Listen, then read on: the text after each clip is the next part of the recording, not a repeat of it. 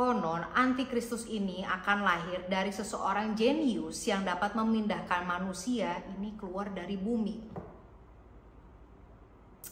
Kira-kira kalian ada yang tahu siapa itu?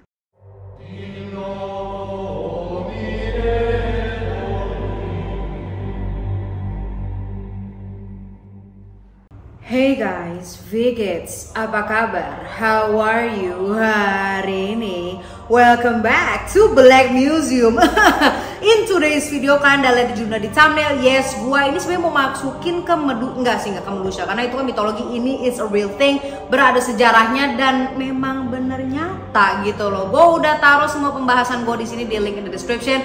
Baik kalian yang pengen research sendiri, terus kayak kepo, go ahead. Jadi nih sebelum gua masuk lebih dalam, kalian mau tahu nggak satu fakta yang menurut gue sih wow banget adalah Vatikan City atau kota Vatikan ini adalah negara paling kecil di dunia. Kalau kalian nggak percaya, boom, Iris. Yang pertama, gue juga baru tahu sih. Gue kira kan masih ada negara atau pulau lebih kecil gitu ya. Enggak, ternyata Vatikan City nomor 1. But anyways, tapi bisa dipastikan mereka yang tinggal di kota Vatikan itu merupakan warga negara Vatikan aja. Posisi Vatikan sebagai kepala dari umat dan gereja Katolik itu dimulai dari pembangunan basilika. Nah, apa itu basilika? Basilika merupakan gedung besar yang dipakai sama orang Romawi kuno, Roma kuno sebagai courtroom atau pengadilan. Nah, karena gedungnya itu besar juga, sampai sekarang ini dibuka untuk publik. Ya di bagian permukaan aja sih, karena di bawah sama seluk-beluk dalam gedung itu tuh masih rahasia dan hanya orang Vatikan aja yang tahu atau the Papal Court, ya orang-orang otoritas di sana lah. Di samping itu, Vatikan juga sempat tuh jadi tempat orang-orang berziarah, bukan berziarah sih, kayak semacam naik haji gitulah. Itu kan Islamnya ya. Nah, sampai pada tahun 1309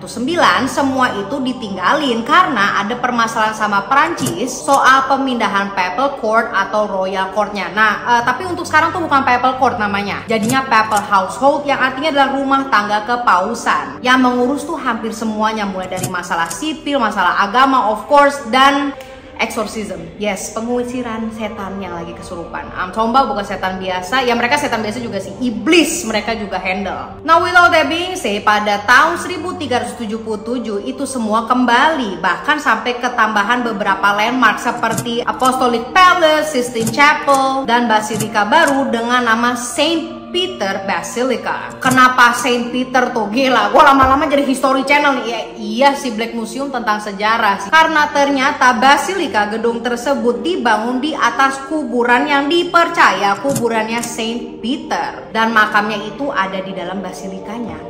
Dan Saint Peter Basilica ini menjadi katedral dan bisa dikunjungi sama turis. Ya kayak lo pada gue juga bisa langsung ke sana. You know, kayak di film Angels and Demons, keren banget kan? It is actually real. Akhirnya Vatikan jadi deh tuh negara yang berdiri sendiri di tahun 1929 atas perjanjian Lateran atau Lateran Pact. Gila, lu gak usah nanya Lateran Pact tuh apa, ya Google sendiri dan ntar gue taruh di description.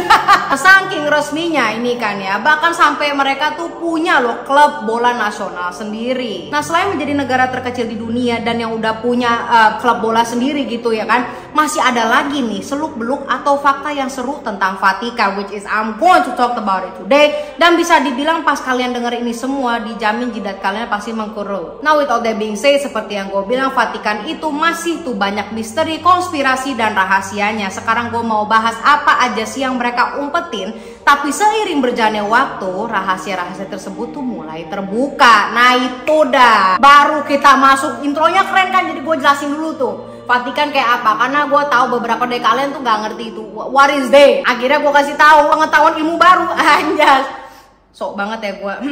Disclaimer, gue bukan orang yang sok paling tahu. Gue di sini hanya menjelaskan, menceritakan kembali apa yang telah gue dapat di artikel, di videos. So let's just get into it.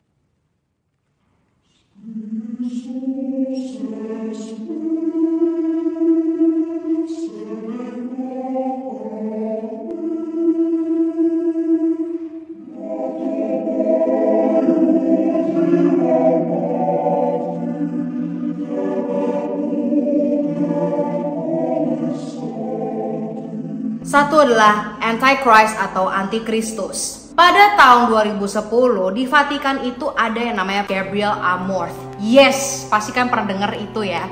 Karena baru aja ada film namanya Pope's Exorcist, yang kita ketahui Father Gabriel Amorth itu kan seharusnya kebal sama godaan sama gangguan iblis lah ya. Ternyata ya apa boleh buat ya, yang namanya manusia ya, mereka juga ada gitu loh satu hal yang sensitif, jadi nggak bisa kebal banget. Nah, termasuk Father Gabriel Amorth ini. Yes, Father Gabriel Amorth kerjanya ini selain mimpin misa di gereja juga punya sampingannya ini malah yang notable banget, yang paling bikin terkemuka, yaitu adalah menjadi The Pope's Exorcist, ya kayak judul filmnya, pembasmi iblis tetapi punya Vatikan. Menjadi pembasmi iblis dari pihak Vatikan selama 25 tahun dan udah nolong orang yang kerasukan sebanyak 70.000 kali loh. Lo bayangin dalam 25 tahun itu berarti seharinya ada berapa yang. Dan yang paling mengherankan itu adalah walaupun telah membasmi banyak iblis dari berbagai negara, nah kok bisa-bisanya angka yang paling tertinggi dia menangani kasus eksorsisme ngebasmi iblis dari orang yang kerasukan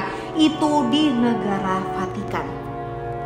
Now, Father Gabriel Amorth memang seorang eksorsis yang dipercaya oleh pihak Vatikan. Tetapi dia bukan orang yang kayak apa-apa tuh disembunyiin, enggak. Kalau ada sesuatu yang harus dibilang kepada para umat manusia di dunia ini, dia bilang ya bener aja. Ada nih di suatu wawancara salah satu media di Italia, itu La Repubblica, secara terang-terangan Father Gabriel Amorth bilang kalau dia itu percaya sama keberadaan dan kekuatan iblis. Dan dia mendeskripsikan iblis sebagai makhluk yang pure evil, bener-bener jahat, bisa mengerti komunikasi pula dengan macam-macam bahasa. Tetapi itu bukan yang main topik yang dia omongin. Father Gabriel Amorth berani memberitahukan kesaksiannya dia bahwa iblis telah masuk ke Vatikan. Satu adalah di tahun 1981, kalau para iblis atau setan telah menyusup ke Vatikan dan mau Paus John Paul II.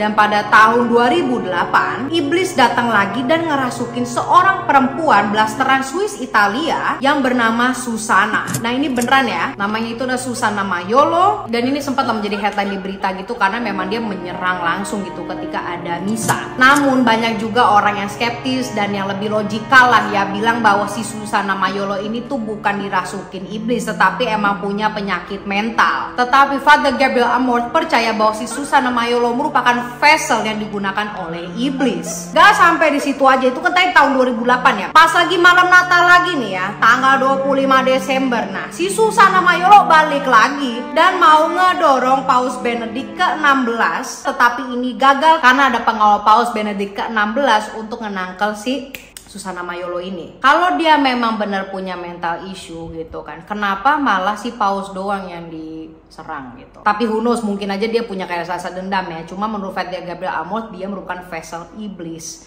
atau perantara. Tahun 2019 dia balik lagi dan berhasil mendorong Paus Benedict sampai jatuh dari mimbarnya pas lagi misa malam. Dengan kesaksiannya yang luar biasa itu, pada tahun 2016 Father Gabriel Amorth sayangnya meninggal dunia. Tetapi sebelum ia menghembuskan nafas, dia udah tahu siapakah antikristus di dalam dunia ini. Next.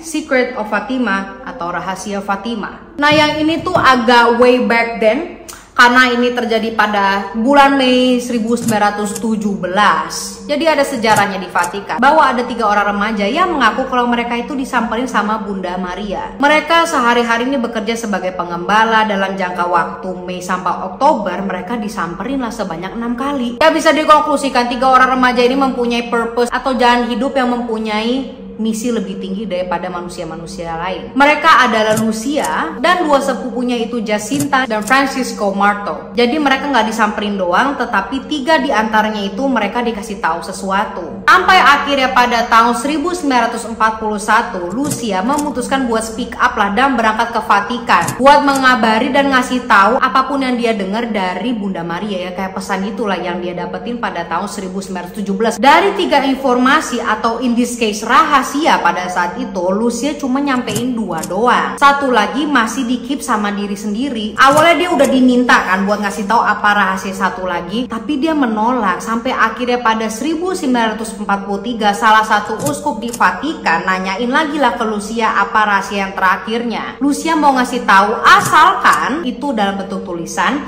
dan cuma boleh dibaca beberapa tahun kemudian, yaitu di tahun 1960. Dengan alasan bahwa Tuhan itu belum memerintahkan Lucia lah untuk memberitahu rahasia tersebut atau dikumandangi lah secara publik. To the point, si Lucia ini jatuh sakit lah setelah si Lucia menulis rahasia yang terakhirnya itu. Sampai akhirnya si uskup ini menjenguk dan memintalah surat yang telah Lucia tulis. Jadi apa aja sih 3 rahasia tersebut? Oke, tes 1, 2, 3. Emang nih suaranya rada beda ya. Memang beda sih karena gue ngerekam ulang lagi. Dikarenakan video yang aslinya itu ditegur sama YouTube dan mesti di take down. Agak kaget juga sih karena menurut gue yang 3 rahasia ini sebenarnya nggak sensitif amat. Cuma dianggap sensitif sama YouTube. 3 rahasia yang diberitahukan oleh Sister Lucia itu. Yang pertama adalah penggambaran dan deskripsi tentang neraka. Yang ada di bawah bumi dengan di dalamnya itu ada iblis-iblis dan jiwa-jiwa tersiksa akibat panasnya api yang mengelilingi mereka. Tetapi nggak cuma itu aja, mereka ini warnanya hitam transparan dan bahkan ada yang berwarna bronze. Bronze itu ya kayak kecoklatan begitu loh. Dan ada mulut sebesar permukaan bumi yang melahap kita dan menelan ke dalam neraka. Dan kalian mungkin langsung keinget dengan ilustrasi Hell's Mouth. Kedua adalah, nah ini nih yang gue sampai di take down. Jadi kalian bisa figure out sendiri, mohon maaf nih ya. Tentang perang, oke. Dan ini emang ada hubungannya sama Rusia. Nah, prediksi yang ketiga ini kejadian beneran gitu loh. Peringatan akan adanya penyiksaan dan eksekusi terhadap orang Kristiani di abad ke-20. Dan yang ia beritahukan itu sama persis dengan kejadian percobaan pembunuhan Paus John Paul II pada Mei 1981. Kalian tadi ingatkan yang gua pas lagi ngebahas Father Gabriel Amorth, ada iblis dalam tanda kutip mencoba untuk membunuh beliau. Ya, itu telah diprediksi sama Sister Lucia sebelumnya. Dan itulah 3 rahasia yang ia dapatkan.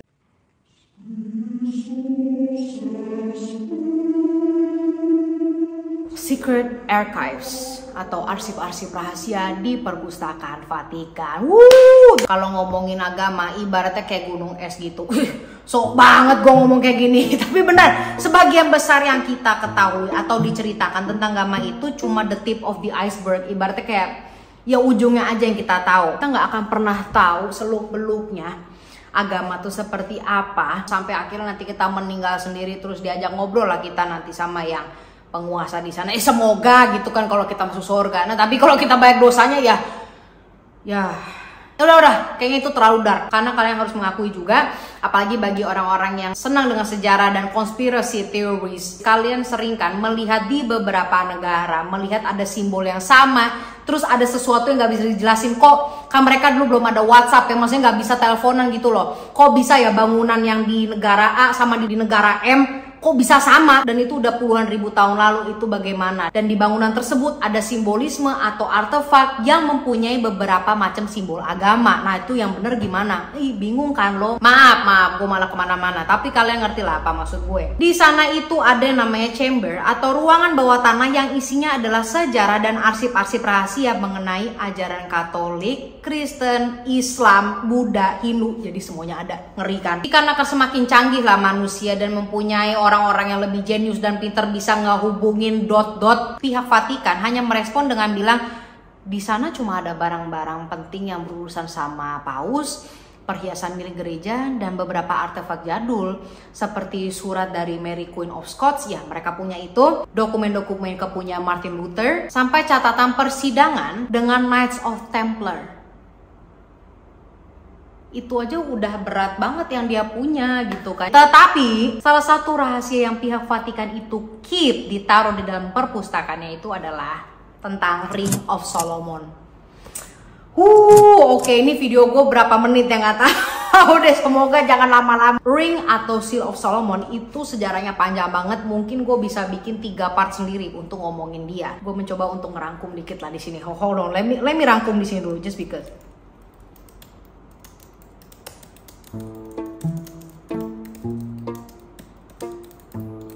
Cut dulu aja Mar. Nih gue Gue rangkum dulu di sini. Ring atau Seal of Solomon, ya Allah, yang tadi gue bilang ini bahasannya lumayan berat, dan disclaimer lagi nih ya, gue bukan orang yang paling sok tahu, bukan. Kalau kalian pengen find out sendiri, silakan link ada di description box. Ring of Solomon itu sampai sekarang masih menjadi teka-teki karena ini ada sesuatu yang mempunyai simbolismenya itu agak bikin pusing, dan konspirasi teori. Kenapa bikin pusing? Karena memang gue udah pernah bikin sih, cuma gue berhenti ngedit ya karena agak capek gitu.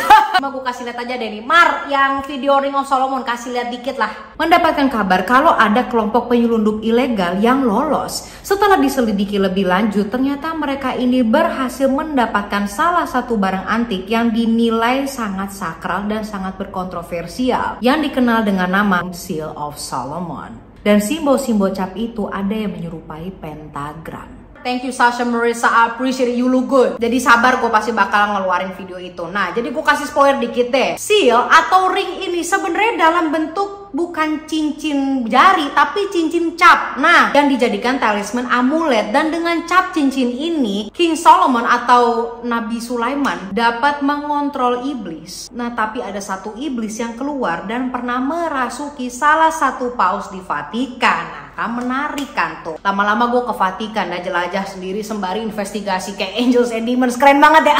Nah, ketika paus tersebut dirasuki sama salah satu iblis yang harusnya dikontrol sama King Solomon ini, si paus yang telah dirasuki ini telah menulis sebuah scripture yang dimana itu kan tulisan ya pesan dari si iblis itu kan, dan scripture tersebut ada di perpustakaannya Vatikan. Yes, so yes, inilah hal-hal yang lumayan gelap, bukan lumayan gelap sih, nyeremin tentang apa yang telah Vatikan berusaha untuk nutupin lah, tapi lambat laun ya jadi kebuka. Kalau kalian nyadar dari semua pembahasan yang tadi gue bahas, dari yang si Lucia, Father Gabriel Amorth, Antikristus, hingga perpustakaan Vatikan, Seal of Solomon, dan Ring of Solomon, walaupun kita udah tahu, pasti di belakangnya ada rahasianya lagi. So I guess that is it guys. What do you think about today's episode? Menurut gue ini sangat menarik. Dan kalau kalian pengen gue mempercepat videonya Ring of Seal of Solomon itu, I'll be appreciated kalau kalian nge-share video ini. I don't know, the Instagram, Twitter, TikTok, that's all on you. Tapi gue bakal appreciate it if you share this video, like and subscribe, and follow your guys Instagram, Sasha X Marissa, and I will see you when I see you, and I love you guys.